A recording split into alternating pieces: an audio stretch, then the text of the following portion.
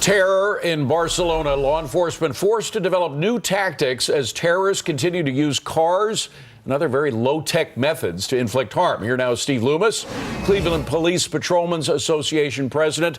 So, Steve, first you have Charlottesville, and in the same week you have Barcelona. The same weapon used to kill people. Is there anything you can do about it?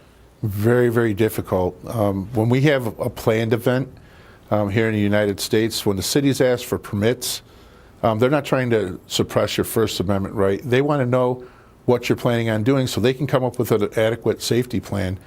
Very, very difficult for spontaneous groups, soft targets, we call them.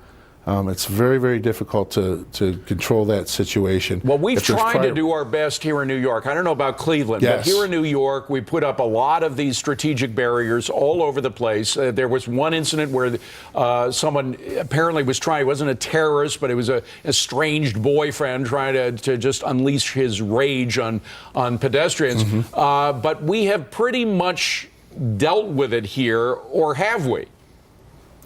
Well, you know, New York City is it's a wonderful city, and they have a fantastic police department and police force, and they take those types of threats very, very seriously. Obviously, they're a greater target than most of the country would be. But here in Cleveland, Charlottesville, Richmond, Virginia, places like that, it's a little bit different. Certainly the barriers, we have beautiful big potted plant barriers. Yeah. They don't have to be monstrosities. At times when we have planned and organized events, they'll take city trucks, whether it's a fire truck or a plow truck, and close the streets off, divert traffic. Those are things that we can plan for if we know that there's an event coming up. What we can't plan for is, right, you know, people walking around downtown in Public Square. You can't plan for everything. You know, no, absolutely. There are times, and that's what we saw in Charlottesville. There's some things you just can't plan for. New York, of course, is unique because, yes, it's a small city.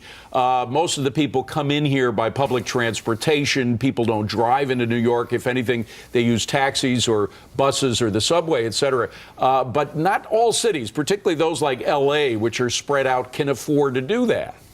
Yeah. Yeah, the barriers are a great idea. We see that more and more here, even here in Cleveland. They have like I said, they have the big flowered potted plants. You know, it's going to be very difficult to get a car down Euclid Avenue on the sidewalk because of that. It just needs to be more widespread. But might we have more attempts to divide up cities into quadrants where you do have walkable areas where cars are not allowed?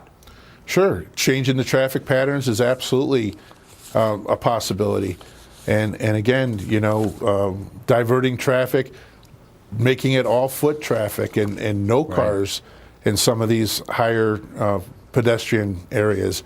It's a great idea, and it should be really thought of.